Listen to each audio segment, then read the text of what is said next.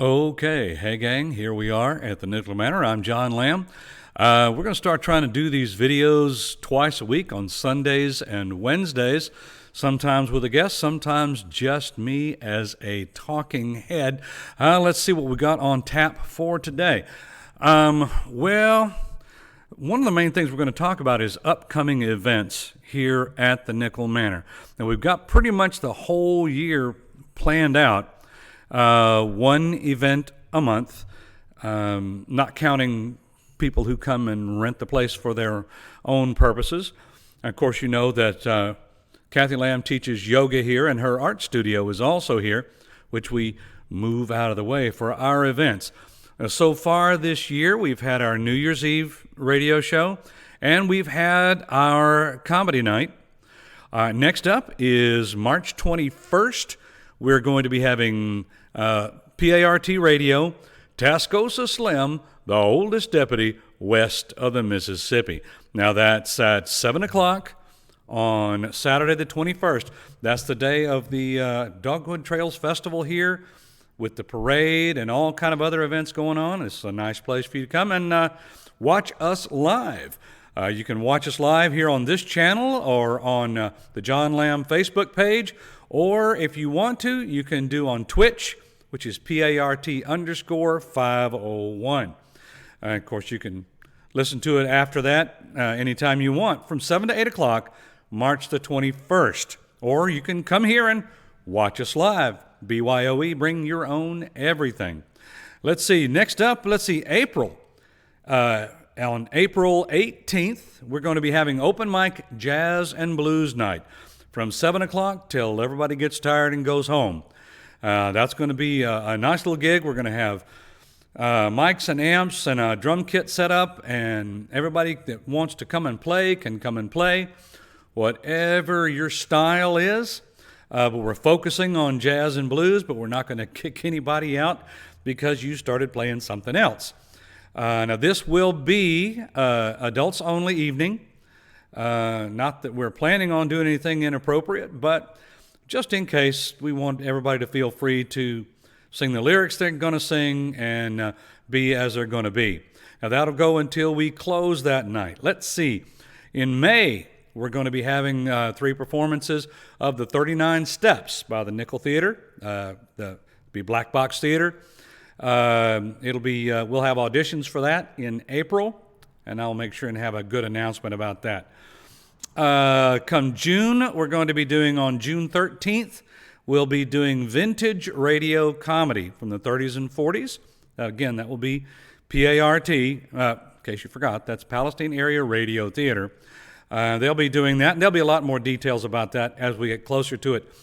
July is TBA, to be announced, because I'm still trying to get what I want here. I'm trying to bring in chamber music, an actual chamber orchestra, but we're working on that. All right, August, we're going to have Nickel Comedy Night again. We're going to do it a little differently this time, so stay tuned for that. We will have 2 shows, and they will be again BYOE, bring your own everything. Price will be $15, and for all of these things, by the way, starting with this next event, you will be able to get tickets online and ahead of time so that you don't have to take your chances and get tickets at the last second.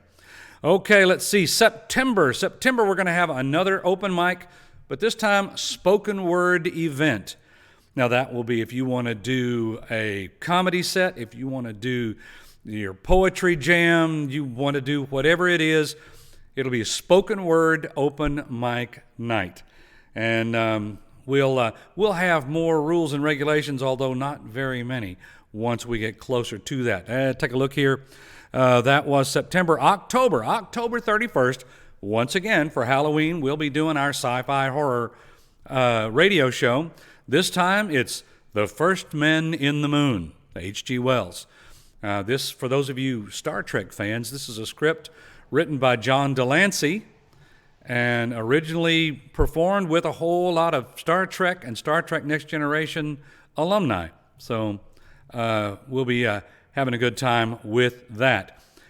November, again, is a TBA, but we're planning to have a gaming tournament but stay tuned for more details as those come together. And finally, once again, December 31st, New Year's Eve, we will have a New Year's Eve radio murder mystery. It will either be an original show that we've written, or we will be doing the microphone mystery by Newell Alexander. So kind of stay tuned. Watch this channel for more announcements. You can watch the Facebook page, Nickel Manor, on Facebook, or you can watch my Facebook page, John Lamb, or for the radio show, PART, the Palestine Area Radio Theater here in Palestine. Now, we're going to be having a guest in here tonight. He's going to be here in just a couple of minutes, and we're going to discuss quite a number of things, one of which is going to be, well, my second language is sarcasm, and my third language, I guess you'd say, is smartassery. And I'm also a spoken word kind of guy. But how do you translate that effectively to the written word? And that's the conversation we're going to be having in just a few minutes. So be right back.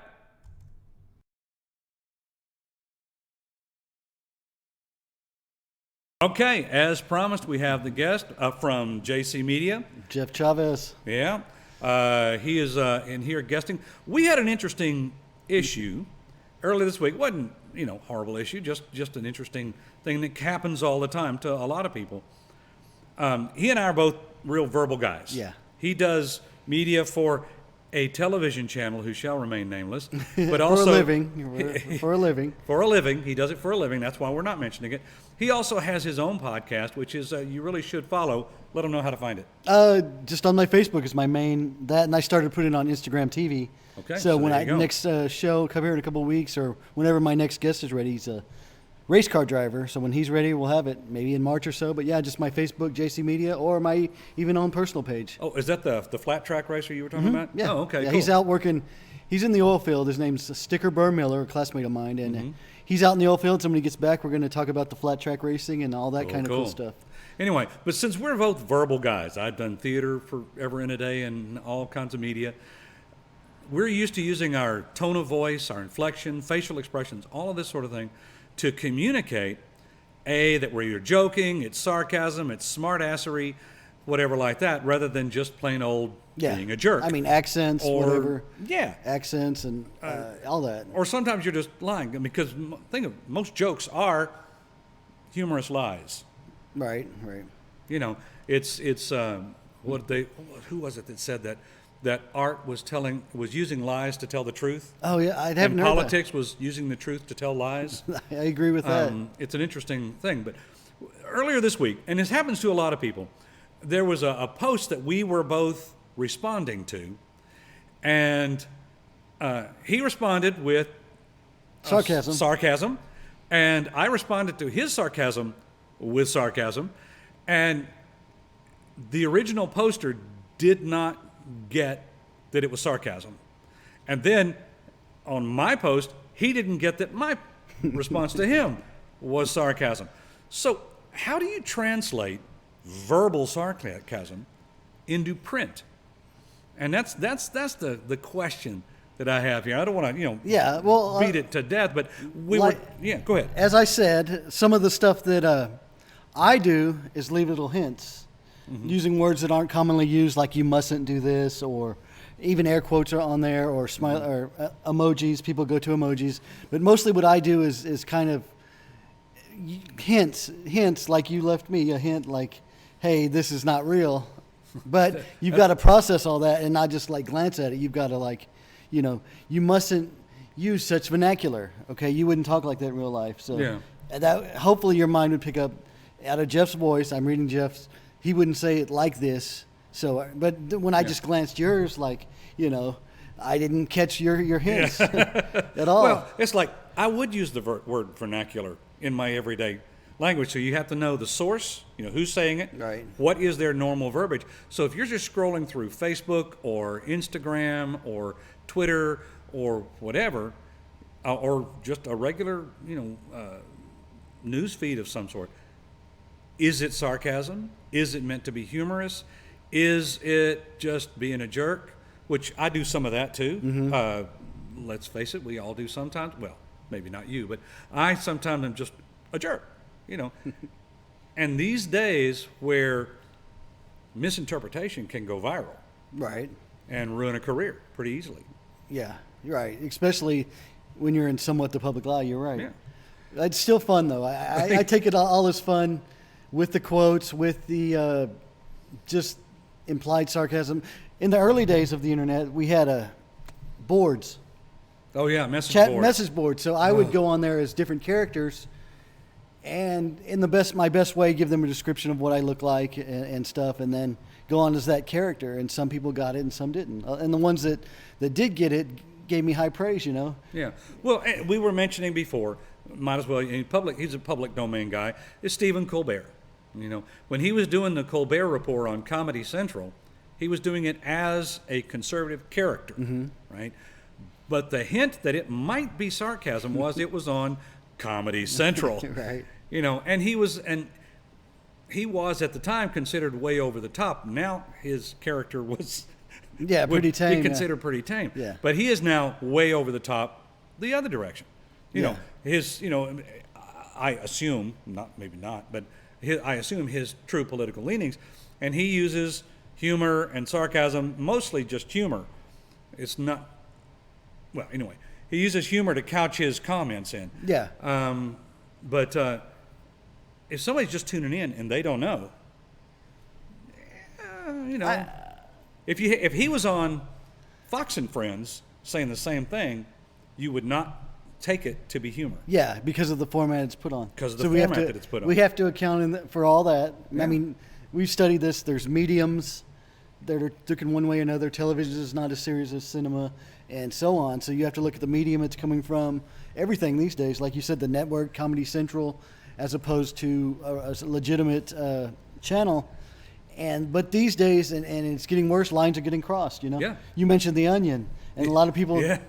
They forget. Onion, yeah, The Onion is funny to me. Like, it's just great because it's social satire, which goes back to like Mark Twain and all those guys. So yeah. there's a long history of this, of just kind of making fun without really like investing in it. Like Right. somebody mean, like I guess Rush Limbaugh or someone really negative, you know, just lighthearted of it. If you make sure that people know that what you're doing is sarcasm, then you're generally safe. Yeah, but that's like, And that puts the onus on the sender rather than the receiver. I disagree because if you have to explain a joke, it's not funny. So See, that's I mean, the balance. That you're like, is this this guy for real? And like Colbert, I mean, was he Yeah. for real? And all the stuff the rants he would go on, you know, and it was funny. I still, for whatever reason, I like getting a little heat going, and then maybe Then saying, apologizing. Listen, dude, I was kidding. Yeah, the problem is exactly. that there's some people that use that as an excuse to just lie. There's a difference. And I guess it becomes a matter of, what was your purpose? You know, was your purpose to fool people or to use, you know, wit to communicate that idea? And verbally like this, it's easier. Video even better. But in print, But in print, what are you going to do? I don't- Emojis are great to a certain extent as long as we all agree on the emojis. right. You know, I love spinning a good yarn. Like you, I mean, to you, I've done it where I've typed a whole page of just a situation. I'm going to the store, and then I go on about maybe how it reminds you of Grandpa taking you to the store, and then you're whittling. All of a sudden, at the end of my story, you're whittling away on your porch with Grandpa or something. Yeah. Just based on one line that you Yeah. did. And you know that's just humor that I've come up with a whole spiel about what you're doing, you know. it's anecdotal satire, I guess. But in print, what if somebody just read that and they were like, what is he talking about? So What drugs is he on Yeah. anyway, or off of, or Yeah. whatever? So that's the part that I'm thinking about, is that print. in print. For example, we've had political people get in trouble, and I'd prefer not to mention any specific names at this point, but they'll put a little tweet out there meaning it to be humor. Oh, yeah. And all of a sudden it blows up on the media. Right. He's trying Yeah. to destroy the world and all this sort of stuff. That's doesn't the matter. negative. And that's if you're not clear, or if you are clear and they choose Yeah. not to see it, you know, Yeah. sarcasm is dangerous in print. And definitely so. You're right. Because you can't really.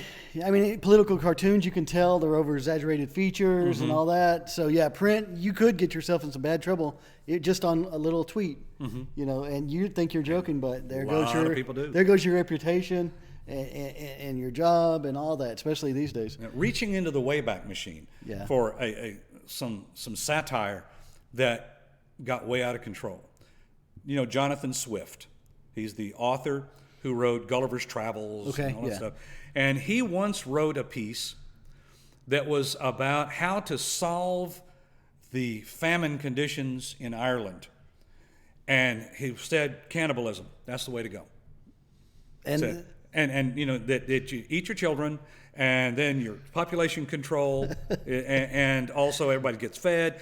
And it was satire, and it was actually aimed as a negative toward the British government, saying, this and that.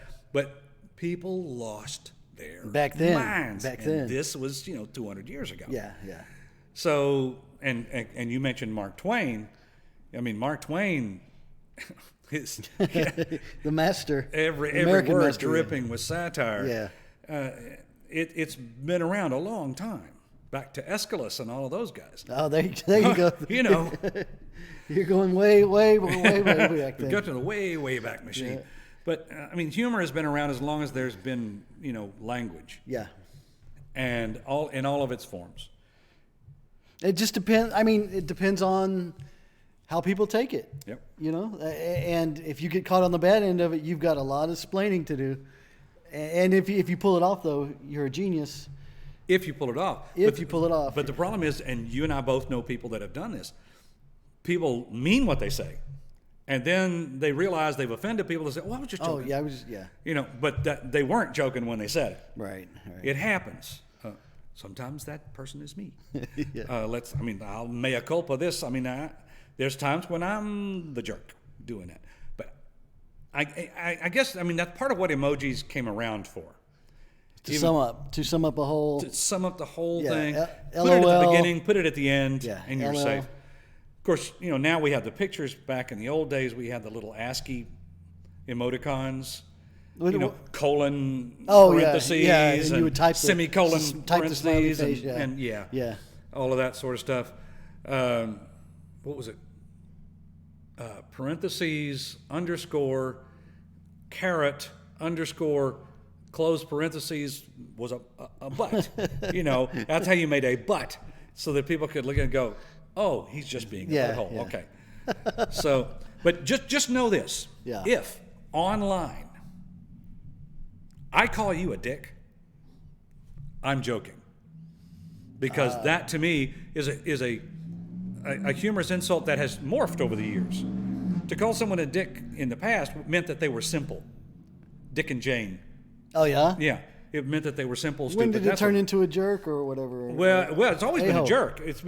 But it changed when they started using it more as the male member sort of dick. Oh wow. Instead of as simple Dick and Jane.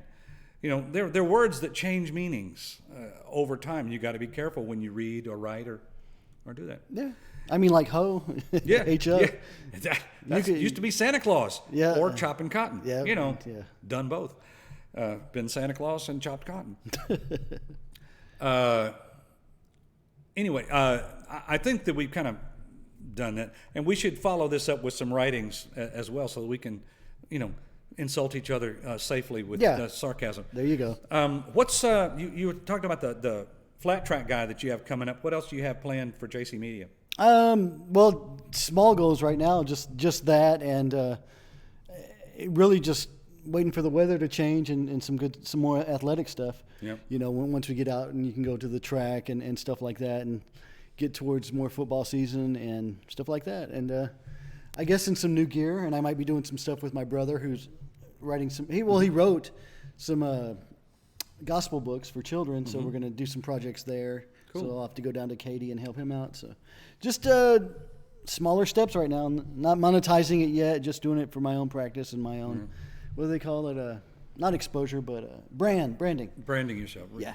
Well, that's kind of what we're doing here. Is I'm not monetizing it these yet, but it's in aid of monetizing the radio broadcasts and the open mic stuff that we have coming up.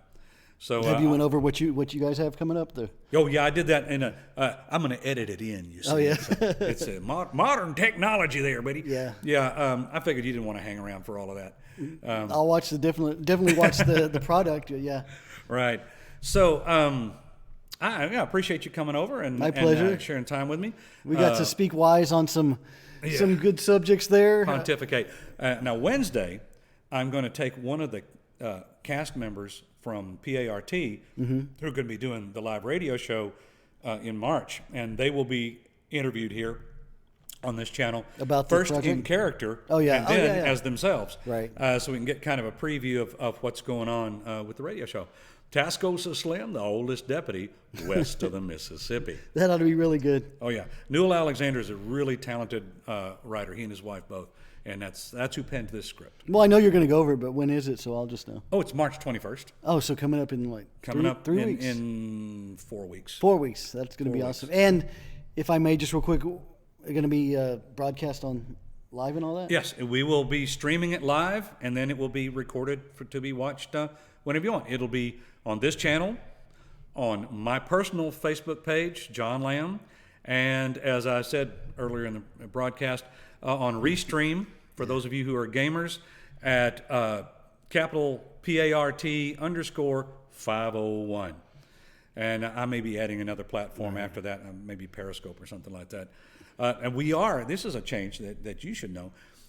We've always had just buy your tickets at the door. Right. We are going to Oh. have advanced sale tickets Sweet. starting with this Sweet, event yeah. and for all the others. Sweet. That's going to be really cool. We had some people that told me that they didn't come to that last thing because they weren't sure they were going to be able to get tickets. And So now you can buy them ahead of time, and now that's right. give us a count. And I'll have all those details as we go. And so the main point is, you can type anything you want, just put LOL at the end, and that clears up everything. Or put a wink at the beginning. Okay, you suck. LOL. Yeah. Whatever. Well, Except threats. I don't think threats. That's a whole. We didn't even get into that. Yeah. Well, that's a whole different animal. Right. Yeah. But so All right. making fun of people is okay with LOL. That's what I say. All right, man. Well, Jeff, I appreciate you coming by. Thanks, man.